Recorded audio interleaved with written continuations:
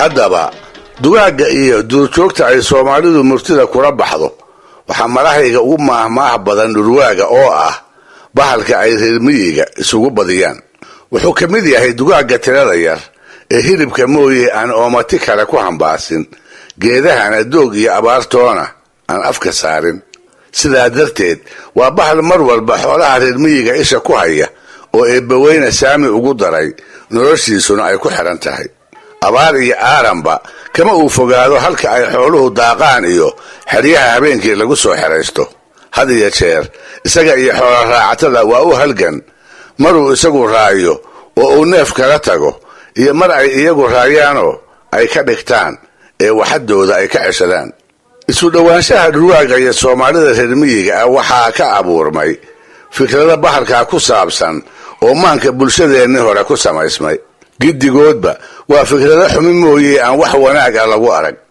xagga dhaqankiisa waxay ku tilmaamaan inuu yahay wax ay gunnimo dilootay oo hunguri xumo diyahaal joogtaa iyo quusliiba lagu ibtireeyay dhaqankaas aysan jeclayn waxay Soomaalidu garab dhigtaa dhaqan gobeed ay ku tilmaamaan libaaxa oo si walba waraabaha uga dabeecad gedisan marka hore inuu dhab u gaajoodo mooyee libaaxu xoolaha iskama laayo halka uu dhurwaagu markay u dagtaanba uu ka warjeefo marka labaad haddii uu ka dhergo libaaxu raqda kuma dul nagaadee uu ka tagaa wuxuu u daayaa dugaaga kale ee duleedada halka uu wax ku cunaayo ka soo dhawugaya dhurwaaguse xataa haddii uu dhergo hilbaha hoos yaal kamuu ag dhaqaaqo raxantiisa mooyee cid kale wax ugama ogolaado ilaa uu lafaha jajabsadana kama uu dul tago marka saddexaad neefuu isagu disha mooyee libaaxu baktiga wax ma moodo umana hawoodo dhurwaaguse waa xaabqaad aan bakti iyo xalaali u kala socnayn oo wixii uu ka soo kordhacaba ay gaaja u qabato calooshana ku hubsada dhaqankaas gunnimo ka sokow xagga abuurtana dhurwaagu Soomaalida waa u astaan foolxumo socodkiisa midabkiisa iyo adimadiisuba waa la siloon yihiin ragga kii hunguri xumo ama foolxumo xagga oogada ah loo qarinayana magaca bahalkaas ayay kiisa ku laraan markaas bay hebel dhurwaa ama hebel waraabe ku naanaysaan inta dheer ee ay Soomaalidu dhurwaaga u leedahay waxaynu ka garan karaynaa magacyada iyo naanaysaha tirada badan ee ay u taqaan inta aanu hubno bahalkaasi waxa uu af Soomaaliga ku leeyahay labada magac ee kala ah dhurwaa iyo waraabe ha yeeshee waxaa u dheer naanayso 9 gaaraya oo dhammaantood tilmaan ka bixinaya sida uu u abuuran yahay waxay kala yihiin qaariyare huluul ciira dambas cumar luglaawe qaar xabaal cagey dhuruq dhayro ciira muruqla iyo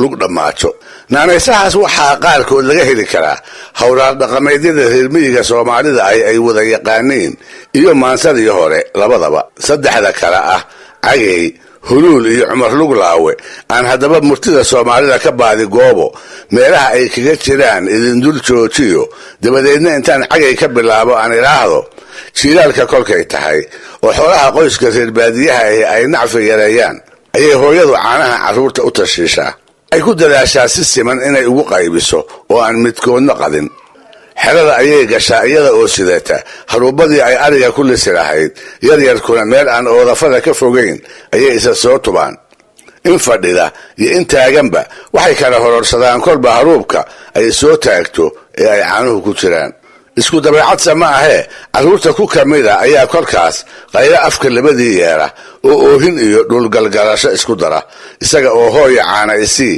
ku celcelinaya ma wuxuu ka baqayaa inay ilowdo mahamuun gorgor buu leeyahayoo sidaniba waa u dabeecad mase gaajo xun baa ka dhawaajinaysa intaba u malee waxa ugu wacanba cabbaar hadday iska dhagatirto ayay marka dambe xaggiisa u soo jeedsataa oo habaar aan hoosta jirin oo gacal cuna intay ku tuurta ku tidhaahdaa iga aamus caana kuma hayay cantariigsa oo cagay ka bariye waaba cagay iyo caano waa caana waa sarbeeban saa cagay iyo caano isma galaane cagay ugu naanaysaan ayay Soomaalidu dhurwaaga huluulna ugu naanaysaan taasina waxay ka muuqataa heesaha dhaqanka midood garabnimadii geeljiruhu kolka ay geelasha caraabinayaan ee ay xadhiyihiisa ku wadaan way u heesaan markaas bay tubtu u macaanaataa heesahaas ay ku caraabin jireen ayaa waxaa ka mid ahayd tu ay odhan jireen horaay bahalkii huluul lalahaa yuu ku heerine horowga carrow. bahalka huluul lalahaa ee hasha lagu cabsiinayaana waa dhurwaaga. naanaysta saddexaadi waa cumar luglaawe, darwiishkii gabyaagana ahaa ee la odhan jiray ismaaciil mire ayaa beri gabay tiriyey. laba dhinac oo culowday ayuu mid ahaan si dadban ugu garbaynayay. dabadeedna dhinacii uu rabay inuu u heeliyo ayuu libaax ku tilmaamay. kii uu ka jirayna wuxuu sarbeeb ahaan ugu sheegay cumar luglaawe oo sidaan soo sheegay ka mid ah naanaysaha uu dhurwaagu leeyahay. wuxuu yidhi, curdadkiiyo juglaydiiyo haddaad cagadeeda u yeedho oo habar dugaag oo camiran cudud laguu siiyo maroodiga cawaarsaday hadduu ciidankugu raaco walee cumar luglaawow libaax. dhurwaagu wuxuu ka mid yahay dugaagga hilibka oo keliya ku nool oo haba yaraatee aan oomati kale hunguri ka gelin. maalintuu inta dhasho dhulka ka kaco ilaa marka uu bakhtiyana wuxuu ku raar joogaa xoolo dagan oo ciddii iska lahayd ay u wadeecaysay. gobollada ay ku dhaqata qaarkood waxay soomaalidu bahalkaa u qaybisaa saddexda nooc ee kale ah: hintifaa oo ah habeenkii markay tahay midka ariga xeryaha ugu dhaca, qormahaalig oo ah midka geela laaya, iyo cayle cataatir oo ah dagaalada laga guuray harag iyo maqaar wixii uu ku arko midka ka ununufa. sidaa daraaddeed ma aha in lala yaabo mar walba mahmahaha dhurwaaga laga sheegaa haddii ay ku wareegaan halganka joogtada ah ee uu ugu jiro helitaanka hilib uu ku noolaado. xilligii la joogaba dhurwaagu intaas wuxuu jafayaa dhul qodaxdu sariiran tahay, dhul dhagax iyo dul miirana, dhul cagaag badan oo ciddiyaha ka dhilqiya, dubkana ka murxiya. hase ahaatee uma uu fadhiisto, saacidina uma maqna, umana xil qabtee. jarmaado iyo boqoole, carraabo iyo guuraba wuxuu ku qasban yahay inuu socod ku jiro. foog iyo fiidba wuxuu u tafaxaydan yahay shiid iyo caddiin siduu hilib ku heli lahaa si aanay nafta u kala dhaqaaqin. haddaba maalin maalmaha adduunka mid ah ayaa waxaa ugaarsi u soo kallahay dhurwaa duq ah oo toddobaadkii hore oo idil ku sari waayey. cadduun ruubad ah oo kulayl badan ayuu dhex jaqabsanayaa, suudiga daraaddiisna kolba cagaha ayuu ciidda kala boodaya. barqaha-raacdii kolay tahay ayuu daalay, tallaababa wuu qaadi kari waayey. dabadeedna inuu nasto ayay tala kaga dhammaatay. geed quraca harkii intuu ku leexday ayuu iska hiraan hiray. wax yar kadibna cagihiisii ayuu hoos u eegay. mase maxaa dhiig ka da'aya? maxaa qodax ku mudan? faraha, suulasha afarta ah iyo cirbaha inta dhulka la dhigo meel waliba way haaraysaa, xubin waliba way dhaawacan tahay. kolkaas buu hamiyey. wuxuu naftiisa kula sheekaystay inuu ku rayn lahaa haddii uu heli lahaa saydhada iyo cagaagga wax ka xigsada oo sida dadka kaba loogu toli lahaa. haddana wuu isla yaabay. wuxuu garan waayay sida ay fikraddaniba ugu soo dhacday. wuxuu xusuustay inuu dhurwaa yahay oo cagihiisa dhiigga ka da'aya aan cidina dan iyo daarad ka lahayn. dabadeedna isaga oo ku raalli ah waxa uu yahayna aqoonsan ayuu iska hilheshay oo inta hortiisa u dhaqaaqay ku tiraabay, haddii kaba la ii tolana alxamdu lilaah, haddii aan la ii tolinna rabbilcaalamiin. qoraaxdaasina waxay waagii dambe noqotay mahmaha uu xusuusto wax inuu helo uu ku fiicnaan lahaa qof loo diiday ama laga hagraday, isla markaasna naftiisa ku dhiirigelinaya waxa uu waayey inuusan u rambasin, dantiisana aanu uga harin. laga yaabo dad badani inay u haystaan arrintu ma aha oo dhurwaagu mar walba geesi ma aha. xoolaha haddii uu soo weeraro rirmiyigu way kula diriraan, wayna ka dhacsadaan. haddii lagu maahmaahay libaax nin aan aqoon baa lax ka rita, dhurwaagu waa ka duwan yahayoo lax iyo riba hadduu wax kala tago way ka dhigtaan. dabadeedna hargaad iyo dhagax siday ugu wadaan ayay dhulowgeedaale uga soo haraan, isaga oo diihaalkii uu qabay daalna ugu kordhay. taasi inay run tahayna waxay soomaalidu daliil uga dhigataa dhurwaagii ariga mayracanaya u soo gaatamay ee ida iyo riyaba markay dareemeen ay dhagac yidhaahdeen, cagahana ay wax ka dayeen. dhinacii uu arigu u diday ayuu isna u afar qaaday. hase ahaatee wax yar kadibba si kedisa ayuu kobcodla'a isu taagay oo hortiisa ku dhaygaga. tolow maxaa u muuqday? waa lax shilis oo arigii diday ka hadhay, dhinaciisana u soo cararaysa. intuu yaabay oo amankaag dhammeeyey ayuu si degdeg ah dhabarka u jeediyey oo jihadii uu ka yimid u faranduleeyey. iyada oo laxdiina ay ka daba jaran tahay welibana ay ciyayso. show isagu ma ogee laxdu waa indhalaadahay. show arigeedii meel uu u diday iyo meel uu ka jiraba war uma hayso. show markii uu u soo dhowaadayba jaanqaadkiisa ayay dareentay. show arigii ay ku jirtay neef ka mid ah ayay u qaadatayoo dhurwaaga ay daba cararayso wehel bayba ka dhiganaysaa. wuxuu ka baxsado laxduna ay daba orodaba. markii dambe oo maraha uu laba geedni ka soo fogaaday ayuu gadaal eegay, mase maba muuqato oo goor hore ayayba isaga hadhay. welise wuu amankaagsan yahay, wuuna ku gar lahaa, maxaa yeelay xoolo ka carara mooye weligiiba xoolo xaggiisa u soo carara waa u maanta. galabtaasna orodkii dheeraa isaga oo weli la xurtaysan ayuu yidhi, war madayladaan cun islahaa ba aniga calaf iga dayday. oo gadaalkii noqotay hawraar lagu maahmaaho uuna ku tiraabo qof waxtar ama waxsiin kale ka filaayay qof kale oo uu u hanweynaa, hase ahaatee ku hungoobay, welibana isagii wax doonaya wax la biday, halkii wax laga siin lahaana wax laga weydiistay. waxaa la yidhi dhurwaa aad u gaajaysan baa wuxuu soo galay toon uu markaa ka hor dhowr jeer ka loogsaday. waxay ahayd toon uu dayrtii hore ka liibaanay oo xoolo la baylihiyey uu marba neef kala tegey. maantase meel loola guurayba ari iyo lo' toona midkoodna laguma oga, inkastoo qashku isqabsaday oo geed hoose iyo geed saraba ay dhirtu hamashowday.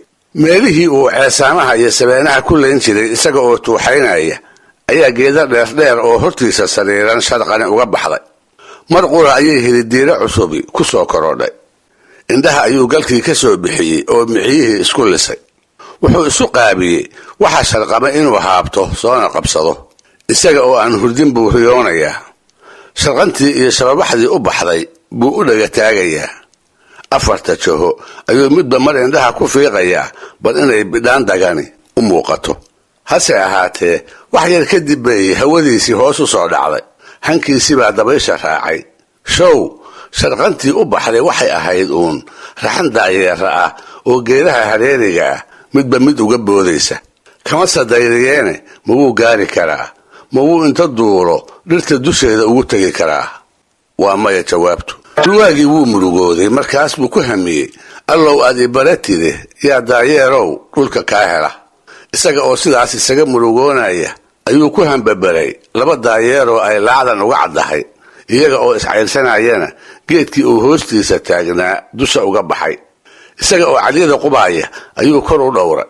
wuxuu indhaha ku joojiyey dibka guduudan ee daayeerka lagu yaqaan, duurjoogta kalena uu kaga duwan yahay.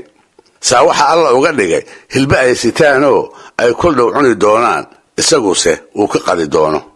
kolkaas buu inta madaxa hoos u rogtay wuxuu ku cataabay hilba waa nin waaye iyo nin dabada ku warwartay. taas oo noqotay hawraar uu ku mahmaahi karo wax uu aad ugu baahi qabo qof si walba ku raadiyey kuse heli waayey, isla markaasna arkaya ruux kale oo isla waxaas si xad dhaafa inta u haysta aanay wax weynba la ahayn. xoolaha la dhaqdo cadka iyo caanaha dartood haddii ay dadku u dhaqaalaystaan, dhurwaagu cadka oo keliya ayuu daneeyaa. cadkooda ayuunbuu u hamuuman yahay, caana inay leeyihiin iyo in kalena war iyo wacaalba uma uu hayo. xeryaha xoolaha lagu xeraysto ayuu habeenkii u soo gabadaa si uu inta ugu dhaco uu neef ugala tago. inta uu ilbaadsiga ku jira wuxuu arkaa dumar aryaha lisaaya oo kolba haruub caana ka buuxaan qof kale oo dibadda taagan u dhiibaya, si ama carruurta loo siiyo ama weel kale oo weyn loogu biiriyo. dhaqdhaqaaqaasi dhurwaaga waa u muuqdaa, danse kama laha. wuxuunbuu sugayaa inta ay dumarradu xeryaha ka baxayaan oo inta sharqantu yaraato dhinaca dhulka la dhigo. si ay haddaba u tusaaleeyaan dhurwaa iyo caano siday u kala fog yihiin ayay soomaalidii hore waxay ku sheekaysay in maalin maalmaha ka mid ah la waraystay oo lagu yidhi, horta dhurwaayow caana ma taqaan? markaasbuu sidii wax kale looga sugaayay wuxuu ku jawaabay, ma waxa madow oo muska la isaga dhiibaa? taasoo noqotay hawraar loogu mahamaaho wax uusan aqoon u lahayn ama uusan weligii arag qof inta wax laga weydiiyey kaga jawaabay jawaab aan loo joogin, aqoon darradiisana muujinaysa. kiise dadka dhab u yaqaanay waxay sheegaan dhurwaagu inuu ka mid yahay dugaagga neefka uu markaa diranayo inta uu bakhtiisanayo aan u kaadine orodka kaga dherga. bal inuu caano waaye yahay hasha ama saca uu cuni doono wuxuu ka abbaaraa goljilicda iyo candhada oo ah dadka xoolaha dhaqdaa xubnaha neefka kuwa ay ugu jecel yihiin. taasna waxaad ku rumaysan kartaa sheekadii laga reebay dhurwaagii geela daaqaaya inta soo weeraray ku hormaray hal dhowaan dhashay iyo nirigteedii. hashii ayuu haddiiba candhadii ka halakeeyey, markii ay ka baxsatayna nirigtii oo u kuftay ayuu faruuriyihii kow ka siistay oo orodkii ku liqay. inkastoo cid bahalka ka reebta ay markaas heleen labadii neef iyaga oo dhaawacan ayay fiidkii gurya tageen, waana la kala xereeyey. aweysin dambe kolkay noqotay oo la gaaray wisinkii geela la maali lahaa ayaa odaygii reerka u weynaa oo warmooga ahi wuxuu doonay hashii iyada ahayd inuu maalo. intuu nirigtii dibadda ugu soo saaray ayuu u yeeryeeray. waxaa galabta dhacay hadduu ogaan lahaa ama iftiinadii hore ay wax u muuqan lahaayeen wuu dhaydhayi lahaa uune isba caawa weel uma soo qaateen. waxaase dareen galay markii uu arkay hashii iyo nirigtii isu ordi jiray oo kala ufoonaya, haddii uu isu soo eliyana sii kala durkaayo oo sii kala jeensanaya. isla markaas uu odaygu hasha iyo nirigta isu soo duwaayo waxaa duleedka goraha geela taagnaa laba dhurwaa oo midi yahay kii galabta labada neef ilkaha daray. odayga qudhiisa oo dhurwaayala hadal ahaa wuxuu wax gartay markuu maqlay dhurwaagii lamaanaha halakeeyey oo isaga oo qoslaaya kii kale ku leh maxay ku nuugtaa maxayse ka nuugtaa, oo uu ula jeeday candho laga nuugo inaan caawa hashu goraha la imaan, nirigtana faruuryo fayow oo ay wax ku nuugtaa aanay ku ool. taasina waxay gadaalkii noqotay howlaar loogu maahmaaho cid iyada oo aan ogayn dhib weyn loo geystay, isla markaasna guuldarrada lagu dhigay awgeed loogu wiirsanayo. hunguri xumo, fildarro iyo maquusta inuu yahay ha lagu daraaba hana lagu caayee. soomaalidu dhurwaaga garaadyari kuma xamato. had iyo jeer waa bahal aan dantiisa ka seexan, goor walbana u xusul duuba. waa bahal kala garan og xoolaha dagan ee uu wax kala dhici kara iyo kuwa ilaashan ee duulka lihi uu ku gaashaaman yahay. wuxuu xataa yaqaan xoolaha haweenka iyo carruurta lagu halleeyo. kuwaas ayuu ku soo dhiiran og yahay halka uu ka meermeero qaarka ay ragga waaweyne la joogaan ee bulaankooda uu bartankooda ka maqlaayo. isaga oo siyaalaha ku tilmaaman ayay haddana waxay soomaalidii hore ku sheekeeyeen weligii iyo allihii in dhurwaagu uu 2 jeer oo keliya nacasoobay, kolkuu wixii la gudboonaa uu ka ilduufay. waa 2dii jeer ee intuu doqonoobay uu gacmaha ku dhigi waayey xoolo nool iyo hilbo tiro badan oo inaba aanu u hawshoon, isha baalkeedana u soo jirsaday. 2 jeerba sida aynu arki doonno waxaa hoday rayrayn xaddhaaf ah oo caqligii kala tagtay. farxad aan shinkeed gelin ayaa calaf tirtay. wuxuu garan waayey waxaan weli gacantaada soo gelin inaan laysa siin. markaas buu habeen uu dhare ku seexan lahaa gaajo ku seexday. wuxuu iloobay meel fogaan badan hillaac ka bilig yidhi jeer halkuu ku hooray la dego inaan laabta loo ruxin. markaas baa hundhur iyo caloolxumo waagii ugu bariyey, isaga oo kari karay inuu baraaro ku seexdo, bashbashna uu ku soo toos. waxay ku sheekayn jireen dhurwaa muddaba qadsanaa aadna u diihaalsani in maalin maalmaha ka mida uu ugaarsi u baxay. duhurkii markay tahay oo aanu waxba gacan ku hayn ayaa meel taaga oo hortiisa ah waxaa uga bidhaamay 1 shilis oo kob cidla'a iska daaqaaya. 1 allihii alla yahay oo arigiisiina aan ku dhex jirin, cidina aanay la joogin. dhurwaagii yaabbaa rabbi u keenay. wuxuu isu qaatay inuu hurdo oo waxaana ay riyaba tahay. indhihiisii ayuu aamini waayey. midig bidix ayuu jeedaaliyey bal ciddii neefka lahaydi inay meelaha ka dhowdahay. waxba kolkay u muuqan waayeenna farxad iyo filan waaba ammaasheeyey. kolkaas buu dabcan inuu qoslo, hase ahaatee markuu inta u hogbaday afka kala qaaday ayay feerihii xanuuneen. intuu qosalkii isku celiyey ayuu isaga oo aan halkiisii ka soo dhaqaaqin wankii u tanaagooday kuna yidhi, wanow yaa kula joogay. kii oo baraadla ayaa markaa ugu jawaabay, cidna ilama joogin, haatanna ilama joogto. dhurwaagii oo jawaabta rumaysan la asii og inay run tahay ayaa isna wankii ugu jawaabay, waryaa wanow feerahaan qoon ku leeyahay ha iga qoslin. oo inta is-iloobay qosol ka wareegay. wuuse eedayoo wulaxii badnaa ayaa sambabadii qarxiyey. dhiig buu mantagay. wax yar kadibna jilbaha intuu u dhacay ayuu habsaday. kobtiisii isaga oo gorafsan, indhihiisuna ay shan yihiin, ayuu wankiina iska dhaqaaqay, isaga oo labac iyo leg iyo bariba tallaabada la qaadila. sheekadaasna waxaa ka hadhay hawraartii uu maantaa dhurwaagu yidhi ee ahayd feerahaan qoon ku leeyahay ha iga quslin oo uu ku tiraabo qof loo sheegay arrin uu muddaba ku taamayey oo gadaalkii dhabowday hase ahaatee farxad awgeed la rumaysan la mar waa markaasoo waa labadii jeer ee uu bahalku doqonoobay mid ah ee la sheegay in dhurwaagu uu doqonoobayna wuxuu ahaa habeenkii uu inta waxbaba soo waayey uu isaga soo noqday halkii uu godka ku lahaa isaga oo quus ku dhow markaasna bohoshii iska hor yuurura ayuu meel aan ka fogayn sharqan ka maqlay inkastoo ay dunidu mugdi ahayd haddana wax ka indha curdoone haddiiba meeshii ay shanqarta uga baxday ayuu indhaha iyo dhagahaba u wada jeediyey wuu arkay oo waa maxay waa dameer keligeeda oo wax ku raran yihiin oo maxaa ku raran hilba jaad walba leh kuwa geel kuwa lo-aad iyo kuwa ari intaba markaas buu rumaysan kari waayey qosol uu hayn la'yahay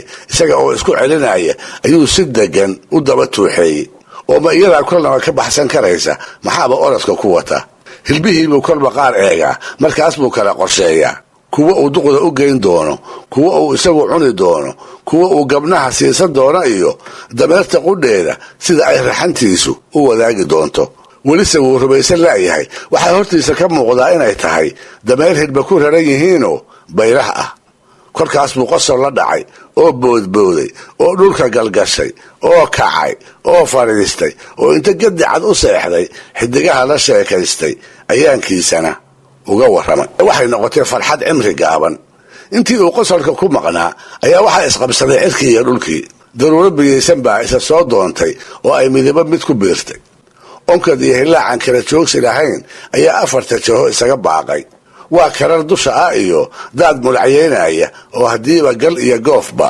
buuxiyey isaga oo dhibicdana ka gabanaya ayuu labalaxaadsaday oo dameertii oo mar hore fogaatay tallaabo degdeg ah ku tiigsaday waxbase ugama naasa caddaan mar wuu ordaa marna inta istaago ayuu sharqan dhagaystaa mar midig marna bidix kolba dhinacba u cararaa iyada oo ay dhibicduna dhabanaaninayso waxba wuu la'yahay raq iyo ruux toona dameertii isma hayaan roobkiina awal dhibic keliyuu ahaaye dabayl baa ku soo korodhay kolkaas buu inta daalay welibana dardhaday dabadeedna intuu geedo xir ah karartii kaga gabaday ayuu ku calaacalay mar kale hadduu codkii dameerta maqli lahaa in aanay qosol iyo cayaayir ku dhaafteene uu iyada iyo wixii saaraaba ku bintidi lahaa sidaas ballaaranse uma odhanne wuxuu calaacalkiisii ku taariikheeyey oraah ay erayadeedu kooban yihiin oo ahayd allow yay mar u bururuf tiraahdaa oo uu ula jeeday mar kale hadday dameertii ii sharqami lahayd sidii hore